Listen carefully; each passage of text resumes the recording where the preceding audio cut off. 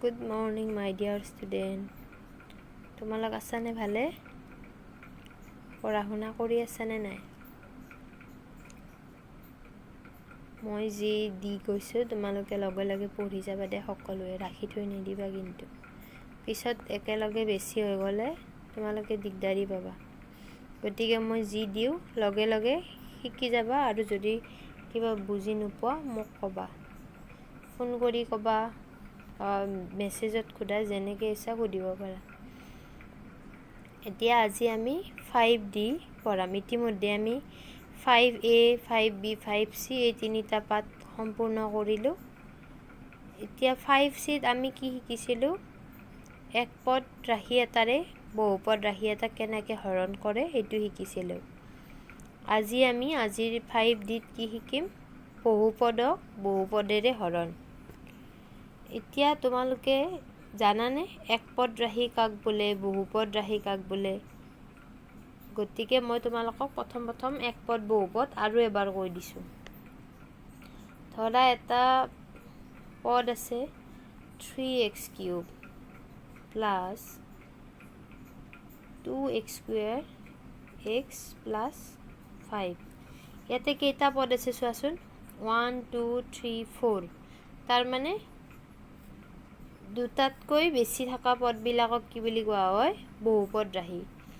আকৌ ধৰা এটা মই দিছোঁ,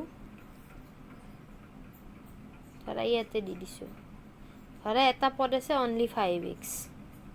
এইটোত কি আছে? পদ এটা আছে, এইটো হ'ব কি হ'ব? এক পদ, হয়নে? ইয়াতে কেইটা আছে? 4টা আছে। এনেকুৱা পদবিলাক কি হয়? বহুপদ। আৰু কেতিয়াবা তোমালোকৰ ধৰা দুটা পদ আছে, এইটো কি বুলি ক'ব? দ্বিপদ। তিনিটা যদি থাকে, ধৰা 5x 3x² প্লাছ 7, কেইটা আছে? তিনিটা আছে, ত্ৰিপদ। এনেকৈ তোমাৰ যিমান পদ থাকে বাঢ়ি বাঢ়ি যাই থাকে, কিন্তু ইমান পদৰ লগে লগে নাম দিয়াতকৈ আমি কি ক'ব পাৰোঁ? ইয়াতে এইটো এক পদ ৰাশি, বাকী সকলোবোৰ কি হয়? বহুপদ ৰাশি। দ্বিপদ, ত্ৰিপদ এইবিলাক চব কি হয়? বহুপদ ৰাশিতে পৰে।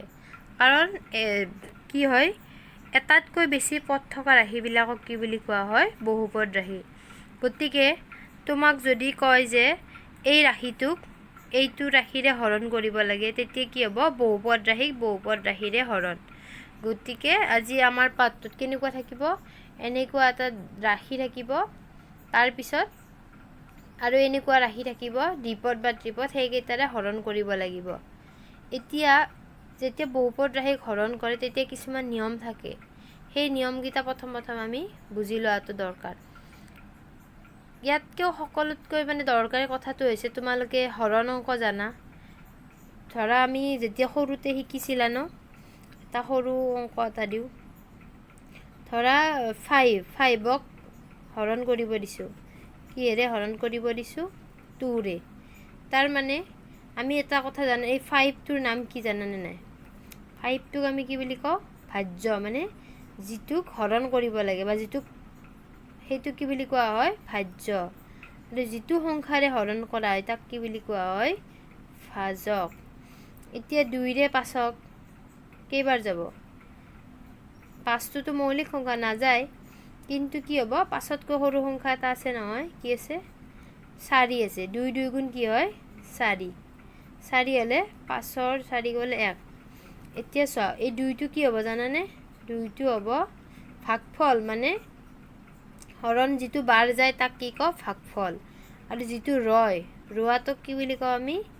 ভাগশেষ। মানে শেষ হৈ কিনে এইখিনি ৰৈ গৈছে, আৰু বা কি বুলি কওঁ? বাকী বুলি কওঁ।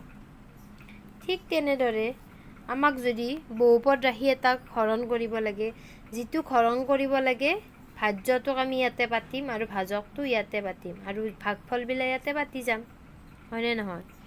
এতিয়া আৰু এটা কথা, এটা সম্পৰ্ক থাকে জানানে? ভাজ্য, ভাগফল, ভাজক, ভাগশেষ এই সকলোবিলাকৰ মাজত এটা সম্পৰ্ক থাকে। সম্পৰ্কটো কি জানানে? মানে ভাজ্য, এই মাজৰ সংখ্যাটো ভাজ্য সমান কি হয়?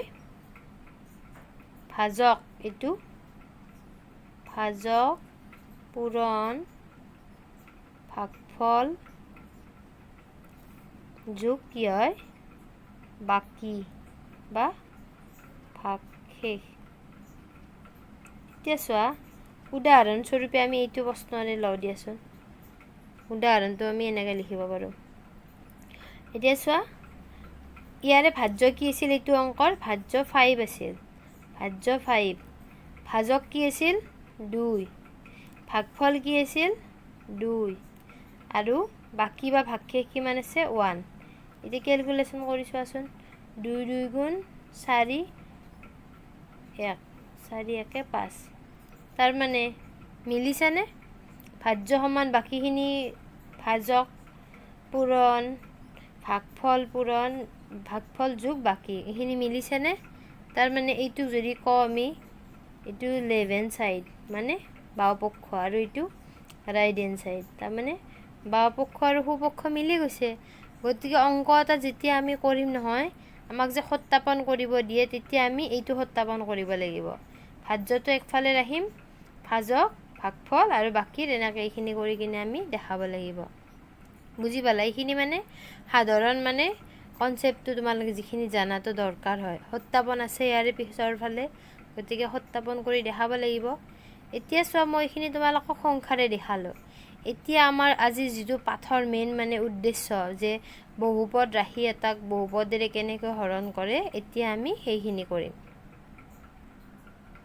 চোৱা মই এটা উদাহৰণ লৈছোঁ। চোৱা x³ x⁵ x⁴ x² + 1ক কি কৈছে x + 1এৰে হৰণ কৰা।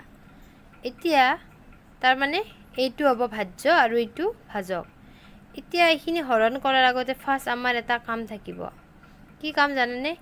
এইখিনি যে ৰাশিখিনি আমি চোৱা ইয়াৰে এইটোৰ সূচক কি হয় 5 হয়, এইটোৰ সূচক 4 আৰু এইটোৰ সূচক কি হয় 3 হয়, এইটোৰ সূচক 2 হয়। গতিকে আমি কি কৰিব লাগে, এই গোটেইখিনি বস্তু সূচক অনুযায়ী ডাঙৰৰ পৰা সৰুলৈকে সজাই ল'ব লাগে। x⁵ আটাইতকৈ ডাঙৰ মাত্ৰা, তাৰপিছত x⁴, তাৰে পিছত x³ তাৰে পিছত x², তাৰে পিছত 1। পাইছেনে বুজি? এইটো কি আছিল আমাৰ ভাজ্য আছিল। গতিকে ভাজ্যটোক আমি এইবাৰ কি কৰিব লাগিব হৰণ কৰিম। কিহেৰে হৰণ কৰিম? ভাজক কি আছে x + 1। এতিয়া প্ৰথম নিয়মটো শিকি ল'লা। কি কৰিব লাগিব আমি এইবিলাক পদবিলাকক কি কৰিম ডাঙৰৰ পৰা সৰুলৈ সজাই ল'লোঁ ডাঙৰৰ পৰা সৰুলৈকে সজাই। এতিয়া কি কৰিব লাগিব আমি এইটো চাই কিনে আমি ইয়াতে ভাগফলটো দিব লাগিব। এতিয়া চোৱা যিটো বাৰ দিবা নহয় সেই বাৰ দিয়াটোৰে এইটোক এবাৰ পূৰণ কৰিবা, এইটোক এবাৰ পূৰণ কৰিবা।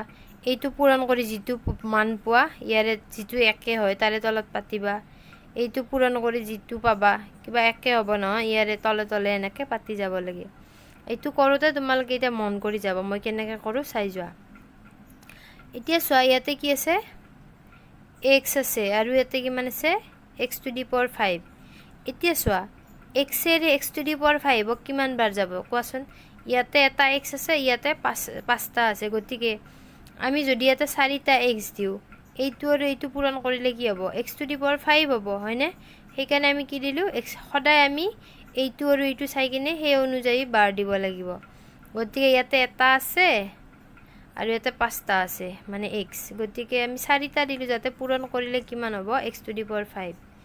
এতিয়া চোৱা x⁴ xক পূৰণ মানে কি কৰিব লাগিব আমি এই অংকটো কৰোঁতে সদায় এইটোৰে ইয়াতে যেইটা ৰাশি থাকে ইয়াতে পূৰণ কৰিবা আৰু ইয়াৰে যাৰ লগত মিলি যায় তলে তলে পাতি যাবা। নেক্সট এইটো কৰিবা, যিটোৰ লগত মিলে তলে তলে পাতি যাবা। এতিয়া চোৱা x⁴ xক কিমান বাৰ যাব x⁵ বাৰ যাব। গতিকে আমি x⁵ তলতে পাতিলোঁ। এইবাৰ চোৱা এইটোৰে এইবাৰ 1ক কৰা, কিমান হ'ব x⁴ হ'ব। এতিয়া আমি যেনেকৈ হৰণ অংক কৰিলে বিয়োগ কৰিছিলোঁ এতিয়া বিয়োগ কৰা একে আগতে ইয়াতে যেনেকৈ আমি বিয়োগ কৰিছিলোঁ ইয়াতে কৰিছিলোঁ নে নাই 5ৰ পৰা 4টো বিয়োগ ইয়াতেও সেনেকৈ কি কৰিব লাগিব এইটোৰ পৰা এইটো বিয়োগ কৰিব লাগিব এতিয়া চোৱা x to the power 5 x to the power same আছে ইটোৰ পৰা এইটো মাইনাস কৰিলে কি হ'ব 0 হ'ব আসলতে তলৰখিনি সদায় কি হৈ থাকে মাইনাস হৈ থাকে মাইনাস কৰিব লাগে মই ইয়াতে এনে চিনটো দেখাই দিছোঁ তাৰ মানে ইয়াৰে মাইনাস এটা থাকে মাইনাস চিনটোৰে গোটেইকেইটা পূৰণ হৈ থাকে এতিয়া চাবা এইটো মাইনাস হৈ গ'ল প্লাসে মাইনাসে মাইনাস গতি x টু দি পাৱাৰ 5 ৰ পৰা যদি x টু দি পাৱাৰ 5 যায় 0 হ'ব হয়নে ঠিক তেনেদৰে এইটো মাইনাস হৈ গ'ল এইটো প্লাস আছে গতিকে এই দুটা কি হ'ব মাইনাস যাব কাটি যাব ইয়াতেও 0 হ'ব বাকি যিখিনিৰ লগত একো ক্যালকুলেশন হোৱা নাই হিনি যেনেকে সেনেকে নমাই দিও কি থাকিব x কিউব প্লাস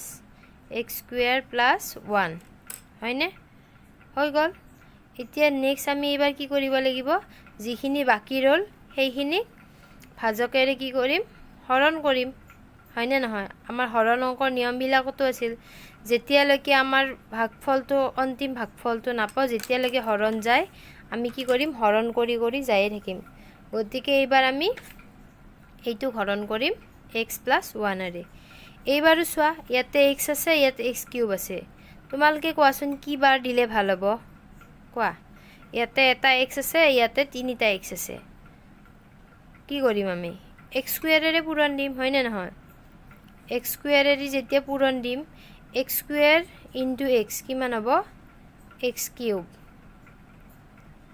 প্লাস ইয়াতে প্লাস চিন আছে কাৰণে প্লাস দিলো x স্কয়াৰ ইটো 1 x স্কয়াৰ 1 বাৰ দিলে কিমান হ'ব x স্কয়াৰ হয়নে আগৰ নিচিনা হল সেম হল ইয়াৰো হে তলৰখিনি মাইনাস হৈ থাকে গতিকে x কিউবৰ পৰা x স্কয়াৰ x কিউব বিয়োগ কৰিলে 0 হ'ব এইটোৰ পৰা এইটো বিয়োগ কৰিলে 0 হ'ব যোগ নহয় দে তোমালকে এইটো ভুল নকৰিবা যোগ চিন দেখি যোগ কৰি নথবা কাৰণ হৰণ অংক যেনেকৈ আমি তলৰ গিটা মাইনাস কৰি কৰি গৈ আছিল ইয়াতো মাইনাস কৰি কৰি যাই থাকো এতিয়া চোৱাচোন এইবাৰ কি বাকি ৰল চোৱা 1 ৰল হয়নে গতিকে ইয়াৰে বাকি কি হ'ব 1 হ'ব এতিয়া বাকি 1 হল গতিকে আমি কি লিখিব পাৰো ভাগফল কিমান হল ভাগফল কি পালো আমি এই অংকটোৰ x square plus x to the power 4 plus x square x to the power 4 plus x square আৰু ভাগশেষ কিমান পালো ভাগশেষ আমি কিমান পালো 1 হয়নে পালানে বুজি অংকটো এতিয়া পাথৰ অংক কৰিম এইবাৰ এটা একেবাৰে সহজ অংক এটা দিলো 2x square plus 2x 2x + 2 এইটোক আমি x + 1 এৰে হৰণ কৰো চোৱা এইবাৰো চোৱা 2x স্কয়াৰ আছে আৰু x আছে গতিকে 2x স্কয়াৰক মানে x ৰ লগত কি পূৰণ কৰিলে 2x স্কয়াৰ পাম x ইয়াতে দুটা আছে এটা আছে 2x বাৰ দিও 2x বাৰ দিলে চোৱা 2 * x স্কয়াৰ হৈ যাব এই দুটা ইনটু কৰিলে কি হৈ গল 2x স্কয়াৰ আকৌ এইটো কৰা এবাৰ এইটো কৰিলে কিমান হ'ব 2x এতিয়া চোৱা এইখিনি বিয়োগ কৰো বিয়োগ কৰিলে এইখিনি 0 হ'ব এইখিনি 0 হ'ব বাকি কি ৰব 2 ৰব গতিকে আমি কি পালো ভাগফল কি পালো এবাৰ 2x ভাগশেষ কি হল 2 হল পাইছা বুজি